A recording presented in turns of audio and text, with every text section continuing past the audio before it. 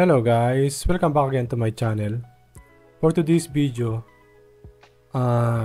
titignan natin itong dalawang aircon na to. Kasi itong dalawang to, ito yung laging nire-recommend ng mga aircon user. Kapag merong nagtatanong sa Facebook page na kung ano nga ba yung magandang window type aircon. Kapag meron nagtanong na ganun, lagi itong nakikita itong dalawang to. Meron din ako nakikitang ibang brand, pero itong dalawang to yung talagang nire-recommend ng mga user. So ngayon tignan natin to kung alin dito yung mas matipid at alin dito yung mas maganda. Okay? Puntahan natin yung specs nila. Tapos bigyan ko kayo ng idea kung magkano yung power consumption nila. Okay? So bago muna disclaimer muna tayo. Hindi ako expert. Yung mga sasabihin ko ngayon ay based lamang sa na-experience ko, tsaka mga nabasa ko, tsaka mga na-search ko na information. Kung meron man akong masabing mali dito, paki-correct nyo lang ako sa comment section. Okay? Kung meron kayong suggestion or question or gustong pagawa ng content, ilagay nyo lang sa comment section. Kung hindi ka pa nakasubscribe, mag-subscribe ka na. I-click mo yung notification bell para ma-notify ka sa mga susunod ko pang mga video. Okay? So yan, start na tayo. Yung dalawang aircon na to, ito yung isa, yung LG dual inverter. So ito yung model niya. Yan. Dati meron tong old model. Yung old model niya ay AL100 EC. Yan, kung hindi ako nagkakamali, EC to dati. Ganyan siya. Yan. Ganyan yung old model niya. Ngayon, G siya na. G, tsaka C. Hindi ako sure kung bakit pinalitan yung dating model dito sa bagong model ngayon. Hindi ako sure. So, kung meron kayong info about doon, pakilagay na lang sa comment section. Okay? So, yan yung model niya. Tapos, ito yung sakulin. So, yung kulin, ito yung pinakabagong window type aircon. Okay? Ito yung quad series. Full DC inverter. So, yung aircon ko ganito. Pero, hindi tayo magiging bias dito. Okay? So, gumawa ako ng Excel ito para madali natin pagkumparahan yung dalawa. Yan. So, yan. Start tayo dito sa LG. So, kunin natin yung so, bari meron ng info to, nakakulay white lang. Ito, papakita ko na.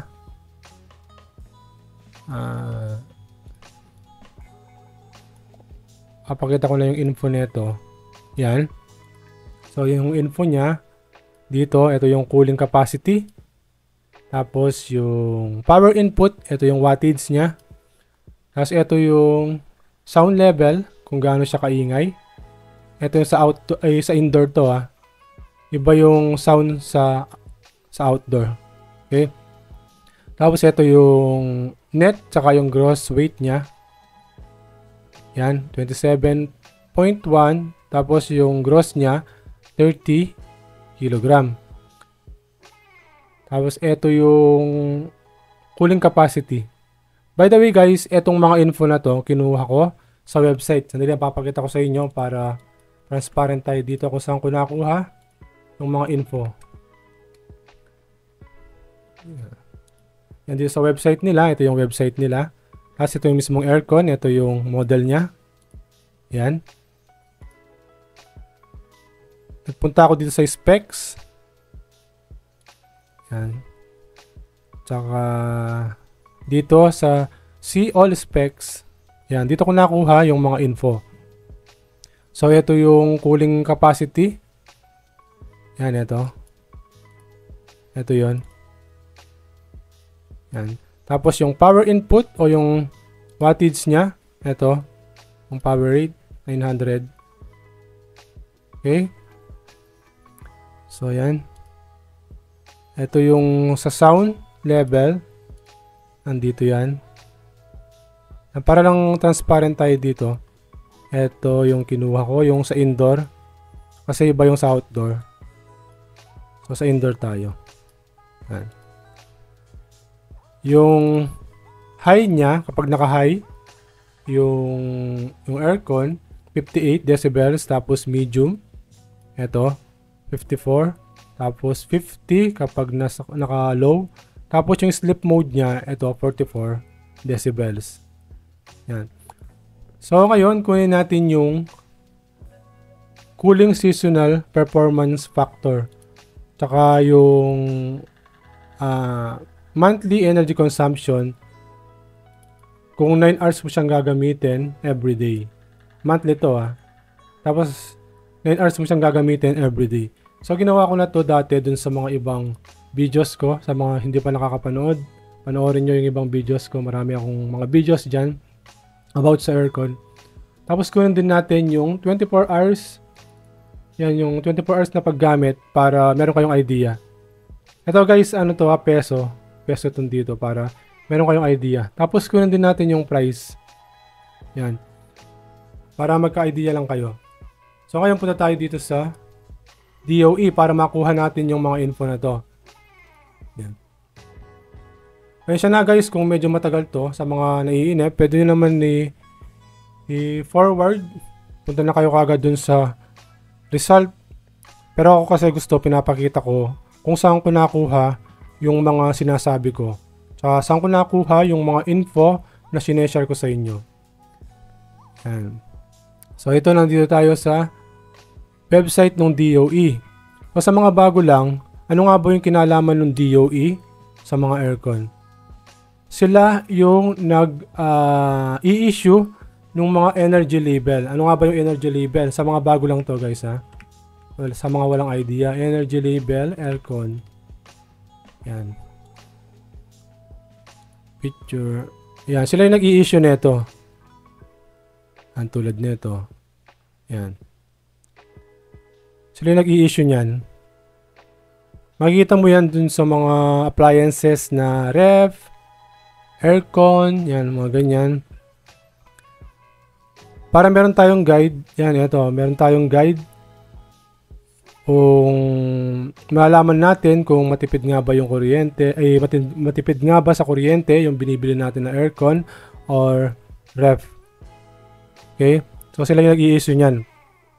So sila yung nag-test, tinest muna nila yung mga appliances para mag-issue ng ganito. So balik na tayo dito. Ngayon kunin natin yung cooling seasonal performance factor. So yan, ito yung sa LG.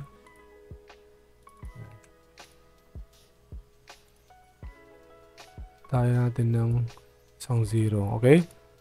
So ngayon kunin natin yung estimated na power consumption kung gagamitin mo yung aircon 9 hours sa isang araw, tapos within 1 month or 30 days. So yan, bakit nga ba 9 hours yung kukunin natin? Kasi ito yung nakalagay sa energy label. Ito guys, nakalagay kasi dito. Palakihin natin to para makita nyo. Ito lang yung sample guys Yan. Ito nakalagay dito. Yung iba kasi kala nila, yung nakalagay dito na info ay 24 hours na. Hindi guys, 9 hours lang yan. Kasi nakalagay dito, tignan nyo ang late lang. Based on 9 hours daily usage. Yan. So yung mga info na to, yan. Yung monthly energy consumption na to, yung kilowatt hour na to, 9 hours lang yan. So kaya ngayon, gagamitin natin yung dito, yung 9 hours. Ito. Yan. So sa 9 hours na paggamit, sa isang buwan, nakakonsumo siya ng 121.50 kilowatt hour. So lagay natin dito. Hindi pala. Yung lalagay pala natin dito yung peso. So ito kilowatt hour to. Kilowatt hour. So katumbas yan, yung 121.50 kilowatt hour, katumbas siya ng 1,215. So ito yung lalagay natin. Siya nga pala guys, yung ginamit nilang power rate dito ay 10 pesos. Yan, dito nagkakatalo. Kasi sa ibang lugar, nag-iiba to. Depende sa lugar nyo kung magkano yung rate sa lugar nyo. May tulad sa amin, yung rate sa amin, 10 pesos something. Ngayon, bumaba na dati. Nasa 15. So, kapag tumaas to, syempre, yung computation, tataas din to. Okay? Pero guys, etong monthly na to, possible pa na bumaba. Kung tama yung paggamit mo na aircon. Kasi nga, inverter ang mga to. Yung dalawang to, inverter. Okay? So, yan. Nilagay na natin dito yung 9 hours. Ito yung makukonsumo mo. Estimated lang to guys ha. Tulad ng sabi ko kanina, kung tama yung paggamit mo, possible na bababa pa yan. So ngayon kunin natin yung 24 hours. Yan, 24 hours. 24 hours yung lagay natin dito. Tapos 1 day. Tapos yung power rate na gagamitin natin ay 10 pesos na din. Okay? So yan yung makukuha niya na power consumption, yung price niya, kung magkano yung power consumption na makukuha mo sa isang araw or 24 hours na paggamit ng aircon nito. So yan, binigay ko lang to para magka-idea kayo. Ang tulad na sabi ko kanina, possible pa na bababa yan kung tama yung paggamit mo. Tsaka pala guys, itong dalawang to, yung aircon na to, yung refrigerant nila parehong R32. Tapos pareho din na pwede mo lang makontrol using your mobile phone. Pero mas maganda lang tong LG kasi yung LG merong features na pwede mong makita yung power consumption mo using your mobile phone. Pero itong Kulin wala siya. So mas lamang yung itong LG dun sa smart na pag-monitor using your mobile phone. Kasi nga pwede mong ma-monitor yung power consumption mo.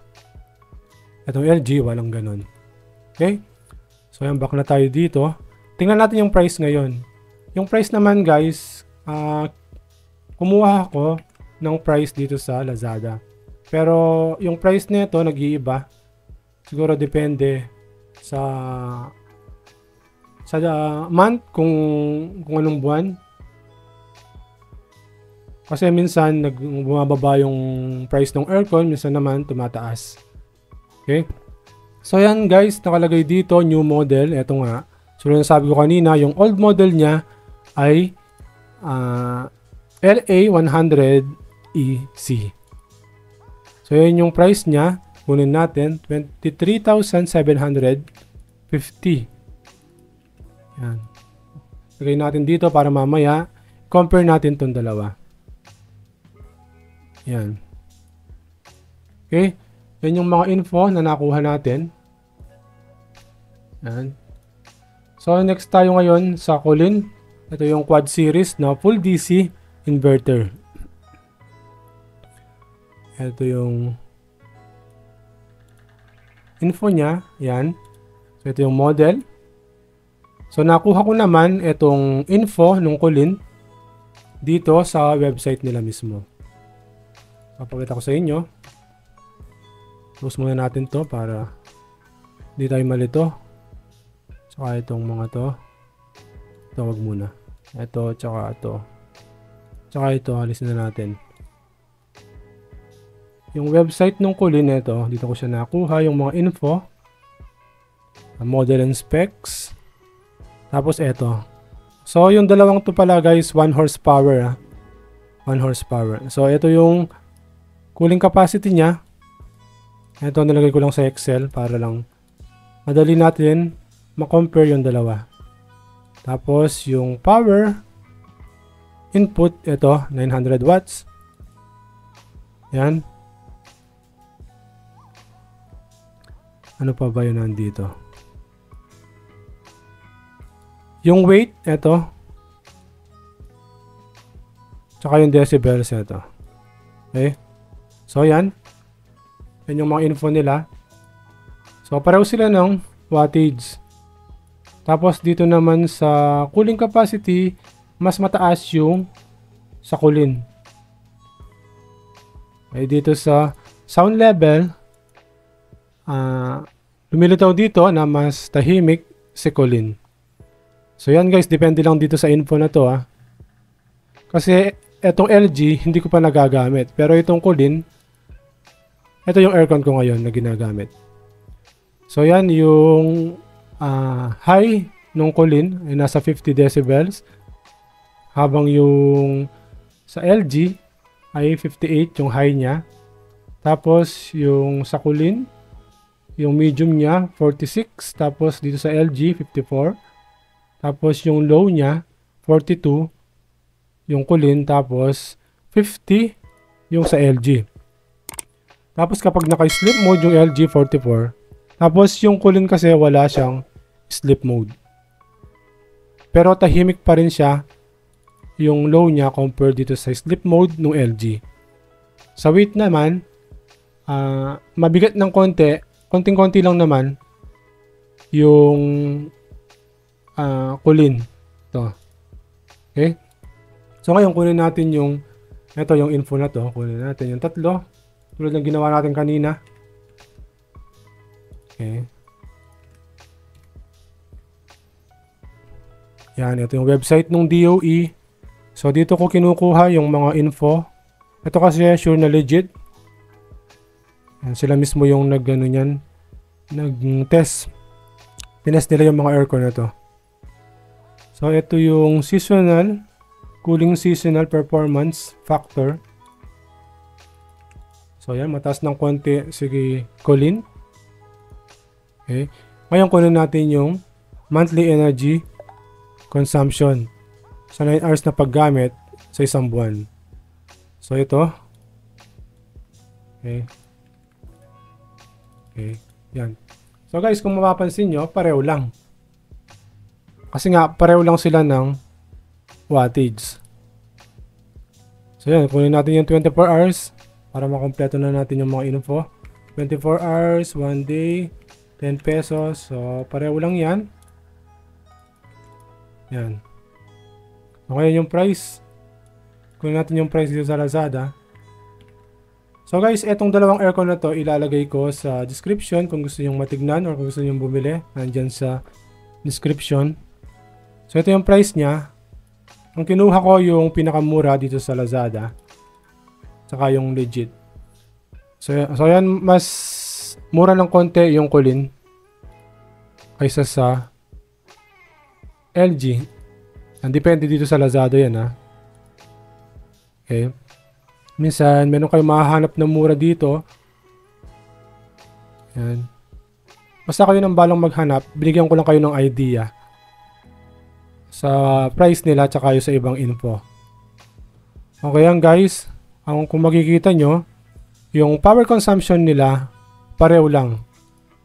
So ito yung sa 24 hours na paggamit. Siya nga pala guys, sa mga gustong malaman kung, kasi merong isa nag-comment nun, sana gumawa na din daw ako ng 1 month tapos 24 hours na paggamit. Ang gagawin nyo lang guys, times lang to ng 30. Gawin natin para malaman nyo yung kung gagamitin mo yung aircon mo na walang patayan. Halimbawa, 24 hours mo siyang gagamitin sa isang buwan.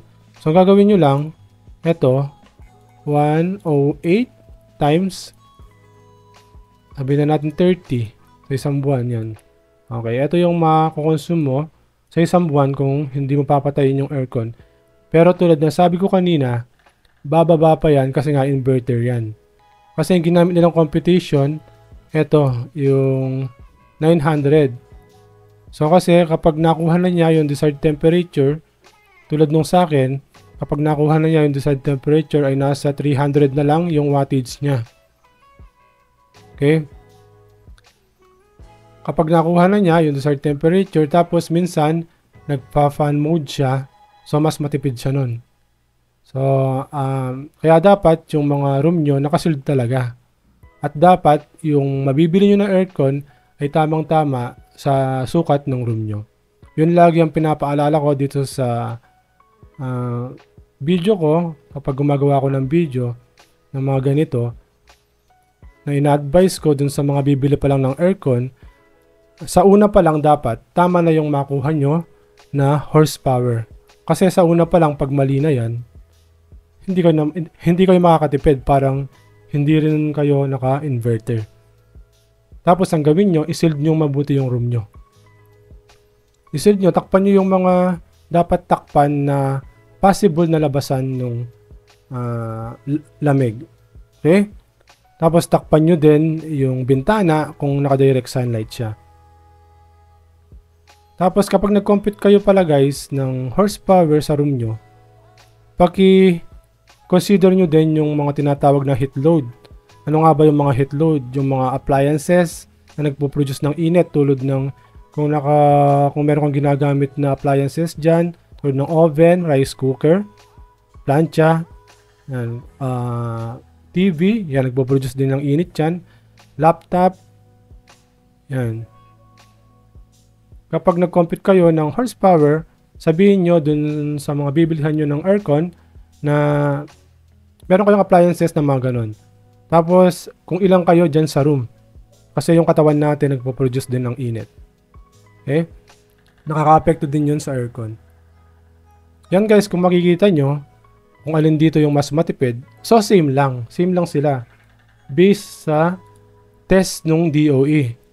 So sa mga nagdidebate dyan na mas matipid yung LG, mas matipid yung Colin, hindi guys, nasa paggamit pa din yan. Kung tama yung paggamit mo. Kasi meron kang makikita dyan sa comment na mas matipid daw yung LG. Ito yung specific na na aircon. Mas matipid daw tong model na to kaysa sa model na to. Okay? Minsan meron kang makikita dyan na yung isa naka LG, yung isa naka Colin. Sabi niya yung monthly niya ganun lang daw yung bill nila. Tapos yung monthly nung isa ganun daw yung bill nila. Bakit? Pareho ba kayo ng room? Pareho ba kayo ng temperature dyan sa lugar nyo? Kasi may mga lugar na mainit talaga. Merong lugar naman na malamig. Okay? Yan. Kaya wag na kayong mag-away-away dyan. Kasi based dito sa test ng DOE, pareho lang. So nagkakatalo lang yan sa paggamit nyo. Okay? Yan guys, sana nakatulong tong video na to. Kung nagustuhan nyo yung video na to, pakibigyan naman ng like. Yan. Kung hindi ka pa nakasubscribe, mag-subscribe ka na. I-click mo yung notification bell para ma-notify ka sa mga susunod ko pang mga video. Kung meron akong nasabing mali dito, paki-correct nyo lang ako sa comment section. Okay? Ano pa ba yung nakalimutan ko? Kung meron man akong makalimutan dito o nakalimutan, pakilagay na lang sa comment section at lalagay ko din yung mga info na nakalimutan ko. Kung meron kayong suggestion guys, pakilagay na lang sa comment. Kung meron kayong gustong paggawa ng content, pakilagay na rin sa comment. Okay? Maraming salamat sa panonood. Hanggang dito na lang. Bye!